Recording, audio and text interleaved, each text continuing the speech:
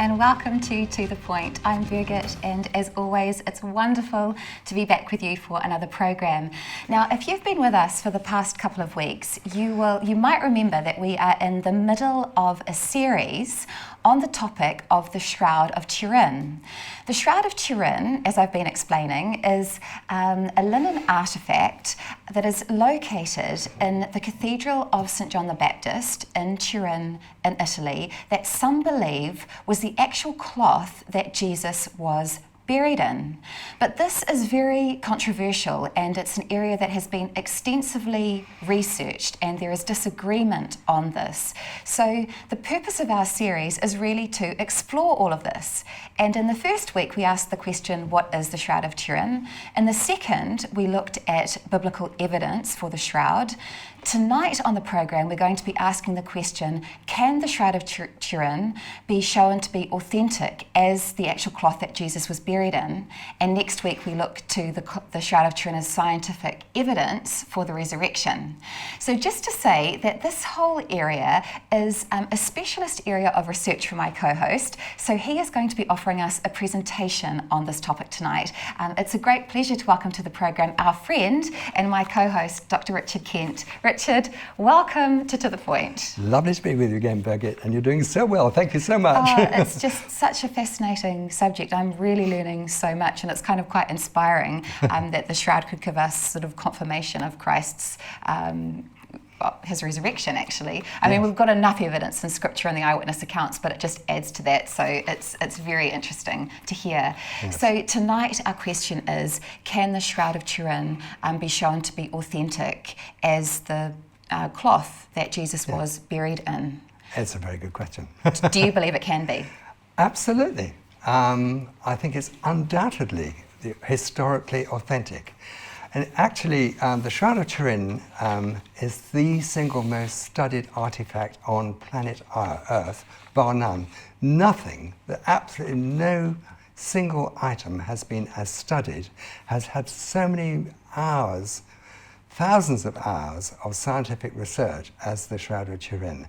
And not just by forensic pathologists, just by radiologists, not by just botanists, not by experts in ancient textiles, but by archaeologists, by all sorts of anatomists, and biblical scholars. All sorts of different scholars have looked at this, and we're going to be looking at just some of the very, very strong evidence that the Shroud of Turin actually is the historically authentic shroud in which Jesus Christ was buried. What do you think of that, Birgit? I'm just so looking forward to this discussion. And just as you mentioned that, I think a question that comes up for me, if you happen to know, I'm just curious, what is the proportion of all of those different people that have studied the shroud? What is the proportion of those who actually believe that this is authentic to those that disagree?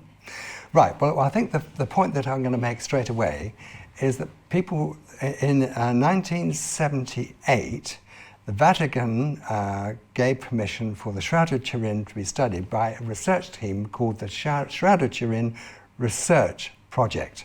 And it consists of over 20 specialists in different areas. I mentioned some of them. Now, people just say, oh, well, they just chose some Christians who were biased. No, they weren't. These were predominantly not believers, particularly. They were chosen for their ability in research.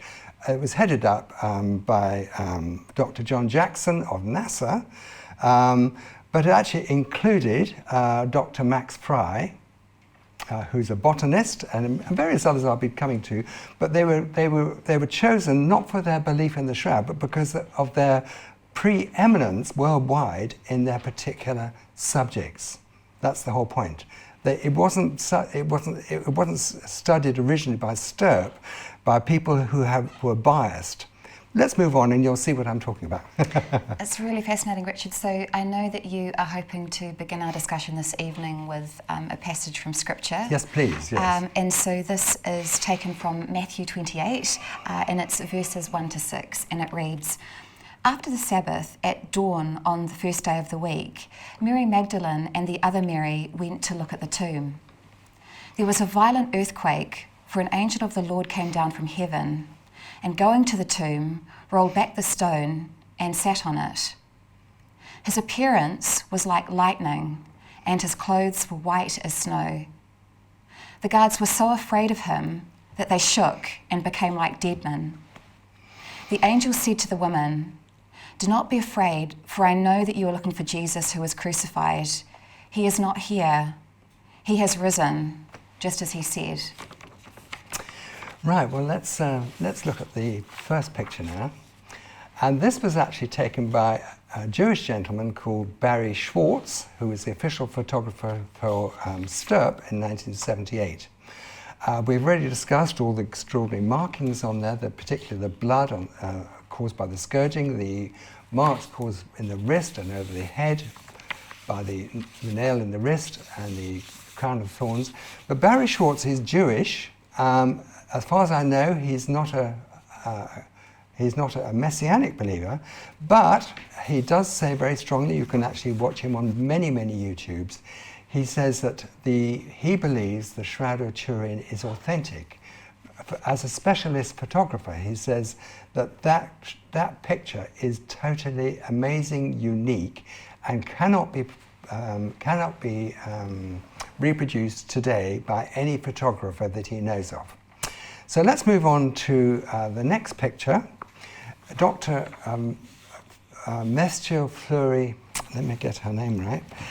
Dr. Mestiel Fleury Lemberg is an expert in ancient textiles, and she used to be the curator of the Abegg Museum of Ancient Textiles in Switzerland. And she says without any question of doubt that the Shroud of Turin is authentic first century cloth. And she says she's studied this for many, many years, and that she says she has a similar cloth which has been found in Masada, and she says they've actually, the cloth found in Masada and the cloth found, the Shroud of Turin, were actually originally woven from flax on the same Syrian loom from original first century flax. She's totally convinced this is a herringbone weave, a 3/1 specialist weave, which is unique to the first century, and she's convinced that this is a first century cloth, not a medieval cloth, a first century cloth. So let's move on to our next specialist, who is Dr. Robert Bucklin, who is a forensic pathologist. So far, this is number 3. We've already had a specialist photographer and a specialist in ancient textiles. This is number 3,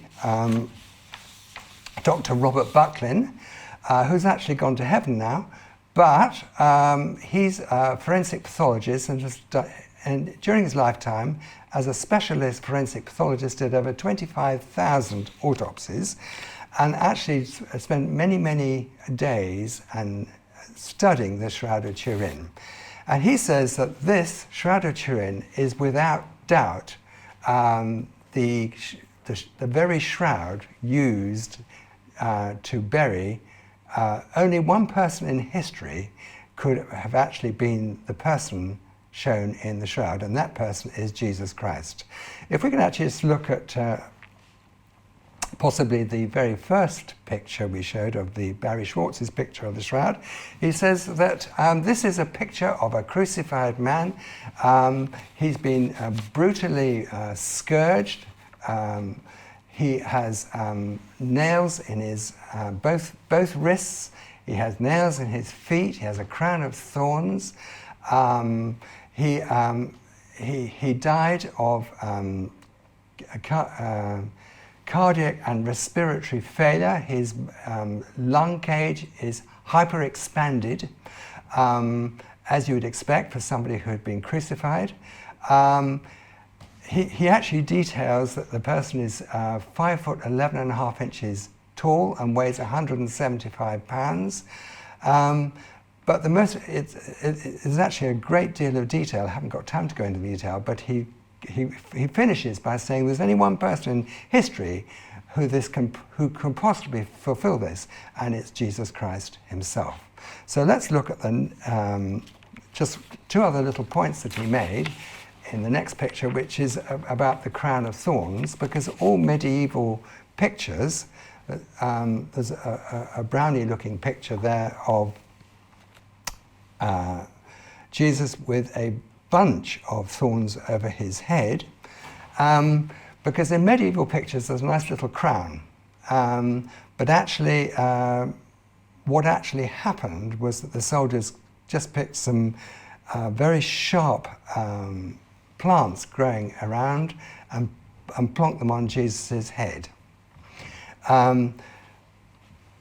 If we can look at the next picture about there's the, yes, that's right, that's the one of the bunch of the bunch of thorns on his head. They weren't woven into a little ring like a crown, as so often seen in medieval paintings. They were just roughly pushed onto his head. And also, very interestingly, Robert Buckland also noticed the next picture, which is his missing thumbs. Very, very interesting. When Dr. Robert Buckland actually looked at the image, he found that when he looked at the hands, that the thumbs were missing. So if we can actually see the next picture of the hands, we can see that there is no thumb there. Well, because Dr. Rob Buckland is a pathologist, he knows that if you put a nail through the median nerve, the next thing that happens is the median nerve supplies the thumb, and the thumb flexes into the palm. That's something only a forensic pathologist would normally know, not something that a medieval forger would know. The fact is there are no thumbs on that image. So let's move to the next image, and that's Dr. Max Frey, who was employed in the 70s by Swiss police to solve crime. And he was an expert botanist and found lots and lots of very interesting information about the pollen found on the shroud. And let's look at the next picture as well. And that is Professor Danin of Hebrew University, and he's Jewish and has done a lot of research on the botany of the Shroud of Turin, as you can see on the photograph behind him. And Birgit is now going to tell us some wonderful information about the flowers and the pollen found on the shroud. Oh, well, Richard, I'm really looking forward to hearing what you have to say about it, actually. But no, I'd rather you did. Just a little bit of reading that I did, which is really, really interesting to me, that basically on the shroud, through microscopic testing, there have been found to be hundreds of flower and pollen sort of microscopic evidence of pollen and flowers. And basically of the hundreds, 28 are actually found to be from 1st century Israel, 20 from Jerusalem itself and 8 from the surrounding area.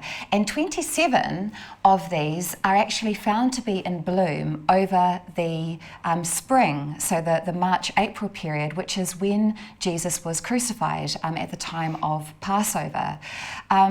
These particular types of pollen and flowers, they grow in the Middle East. They're not actually typical of Europe, medieval Europe, which is the location of the supposed forgery, which is interesting. And also going back to what you said about the crown of thorns, this was really interesting to me because a particular species of pollen was found, and I'm not sure if I'm pronouncing this correctly, but it's the Gundelia tourneforti.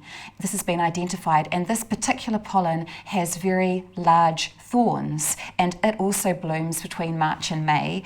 And the grains of this pollen were actually recovered around the shoulder area of the image on the shroud, which would seem to point to remnants, microscopic remnants of this particular plant that could have been used, thorny plant, for Jesus's crown of thorns, as it's described in Scripture. So that as well just tended to add more weight. Really, it was really interesting for me. I'm so glad you said that, because actually you've done this better research, and I'm just so glad you did. If you do any research on the shroud, as Birgit has just done, you will find it virtually everybody, whatever particular scientific aspect you look at it from, this is the authentic shroud. So thank you, Birgit, for doing that. You know more about it than I do, actually. So let's move on to the next specialist. Now this is really, really interesting. Now that is NASA. And the guy in the middle is Dr. John Jackson, who led STURP and also led the team at NASA. And they developed a very specialist, you can see behind them pictures of spacemen, but on the right you can see the Shroud of Turin. So Dr. John Jackson, actually with somebody else, developed a special computer, which I'm going to show you in the next image, which is called a VP8 image analyzing computer. There we are, that's the next one. The VP8 image analyzing computer. I want to tell you first of all what Dr. John Jackson had in mind when he designed this. Basically, they were about to do, they were doing multiple space shots, but they'd never actually seen what the back of the moon looked like. So what they did is they had lots and lots of pictures of the other side of the moon, and they fed all this information, two-dimensional images, into this VP8 image analyzing computer and built a three-dimensional image of the back of the moon. And somebody in 1976 had the bright idea of putting the Shroud of Turin into or under the VP8 analyzing computer. And the next three pictures are what they found. They found a three-dimensional image of the face of the man on the shroud, who I believe is Jesus Christ. That image is unique on planet Earth. It is not possible today for NASA. There's the full image, and the last one is the ones of the hands. Now, it is not possible today for NASA to produce a three-dimensional image from a two-dimensional cloth, or from a two-dimensional image of any size, any kind. In other words, the Shroud of Turin has dimensionally encoding information in it, and nobody fully understands how that information got there, and more importantly, nobody can actually do it today. No scientists alive today, nobody in NASA, nobody on planet Earth, no scientist given unlimited funds can actually produce a two-dimensional anything which produces under a VP8 image analyzing computer a three-dimensional image. So the Shroud of Turin is unique, and in the next program, which will be the last program, I will be showing you how I believe that image got there. We just saw there the nuclear collimator, so perhaps we can just look at that since we're there. Now, the reason that they can't produce nobody on planet Earth can produce a three-dimensional image is because nobody on planet Earth has a three-dimensional nuclear collimator. That is a two-dimensional nuclear collimator. There are plenty of those all over the planet. They're very expensive, but that will not produce anything approximating to the Shroud of Turin with three-dimensional encoding. What is required is a three-dimensional nuclear collimator, and that piece of machinery is waiting to be designed. It hasn't been designed yet. I suspect it never will be designed, because I believe that this image was created by God at the resurrection of Jesus Christ. I believe that's really important. I believe that image that three-dimensional image was encoded on the Shroud of Turin at the time of the resurrection by a blast of gamma rays, X-rays, and infrared, and the visual spectrum as well, causing a scorch on the cloth with three-dimensional properties. And I don't believe that anybody on planet Earth will ever produce something even approximating to that. Birgit, any thoughts? Well, I mean, it's really hard to view this as anything other than a miracle based on what you're saying, because there's no explanation for why a painting can be read by this 3D sort of computer imaging technology, that can't be done with a painting. I mean, it's something that is a huge mystery otherwise, and actually very exciting what you're saying, that in your opinion, from what you've researched, that the only possible explanation of this is that it comes via radiation and ultralight at the point of Christ's resurrection. In a burst, this image got seared onto the linen. So it's not a painting, it's not some kind of stain or anything. This was actually seared on and has very unique properties in the way that you're describing. I have to do a lot more research myself, but from what you're saying, I'm becoming increasingly convinced. Well, be very careful not to insist that the Shroud of Turin is the shroud in which Jesus was buried. I am personally convinced, but everyone must make up their own mind, as my dear friend Birgit also has to do. Now, we've got two more specialists to come to, and they are both important. That is Professor Alan Wanger in California, who's done a lifetime research on the Shroud of Turin. He's found a huge amount, and he found a huge amount about the flowers which Birgit mentioned. But he particularly did some research on the next picture, which actually is the Shroud of Oviedo in Spain. Now, that actually is the Shroud of Oviedo in Spain. And he did a huge amount of research to show that the Shroud of Oviedo in Spain, with the blood marks on it, was on the same face as covered the Shroud of Turin. The Shroud of Turin is in Spain, in Italy, in Turin. The Shroud of Oviedo is in Oviedo in Spain. And what he's saying is that both cloths have blood on them, type AB, and bright red because it's a tortured person. But the markings could only have come from the same face, covered the same body. Now, why this is so important is because, unlike the Shroud of Turin, the Shroud of Oviedo is actually well known, the history of it, and we know that it came to Spain in 600 AD, 700 years before the supposed date found by the carbon dating folk. Okay, now let's look at something even more interesting, is that Dr. Robert Buckland, the forensic pathologist, noted that there were little lumps or bumps over the eyes on the shroud. And Professor Alan Wanger in California did some special photo imaging techniques and discovered that there are coins over both eyes, and the coins over both eyes are actually leptons minted by Pontius Pilate in AD 29. So that actually dates the shroud. The coins over both eyes are dated AD 29, and that was found by Professor Alan Wanger. Lots of other people have confirmed his work, but he was the original person. So the coins over the eyes actually date the shroud, and the coins were minted by Pontius Pilate himself.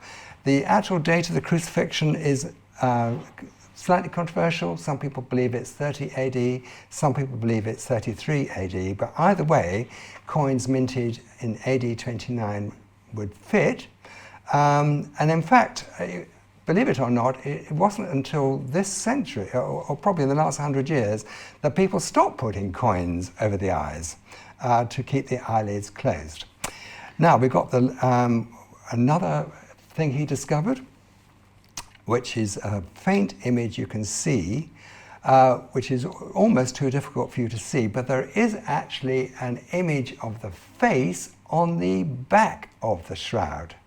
It's difficult for you to see because we don't have access to his specialist photo imaging technique.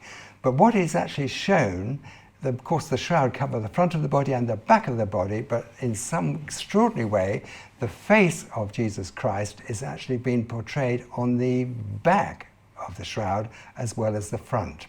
Now, I want to talk about the next image, which is actually really important. It's two separate archaeologists called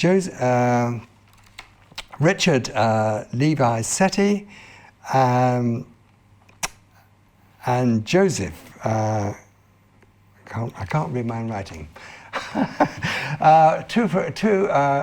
Two archaeologists, and they discovered something absolutely extraordinary. There you actually see the garden tomb, the loculus in which Jesus was possibly placed, if the garden tomb is the right place. It's about maybe 300 or 400 yards from the Damascus Gate. Now, what Joseph Kolbeck is his name, sorry, just come to me. Joseph Kolbeck and Richard Levi Setti are the archaeologists who discovered on the shroud calcium aragonite, which is a type of stone which is only found near the Damascus Gate in Jerusalem.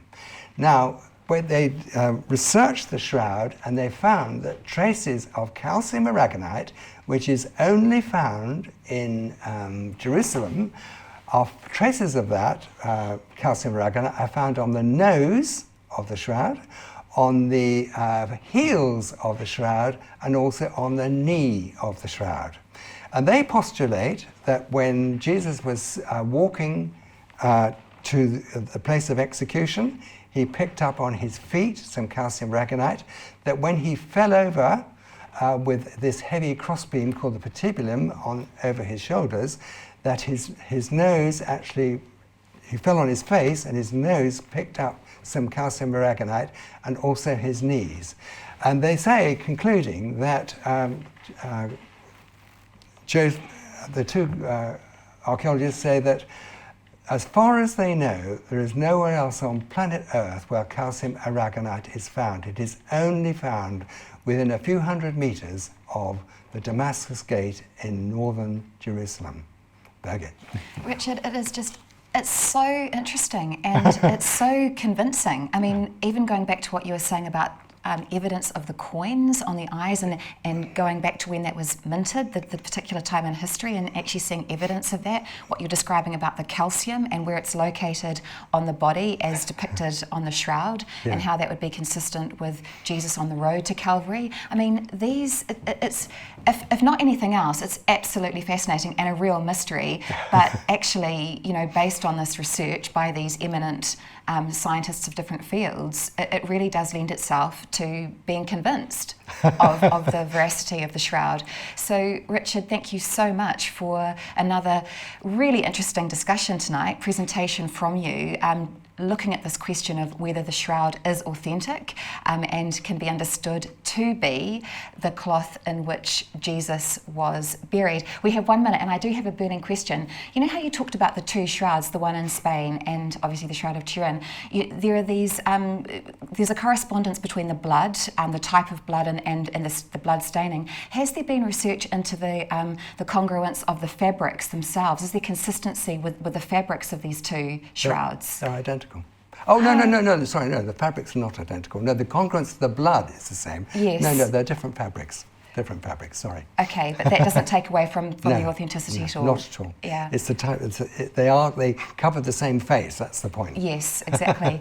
Really interesting, Richard. So far we've looked at what the shroud is, biblical evidence, whether it can be authenticated, and next week we look at the Shroud of Turin as scientific evidence for the resurrection. I'm really looking forward to what you have to share on that, and we hope that the program has been interesting to you and an encouragement. We look forward to joining you same time, same place next week. In the meantime, goodbye and God bless.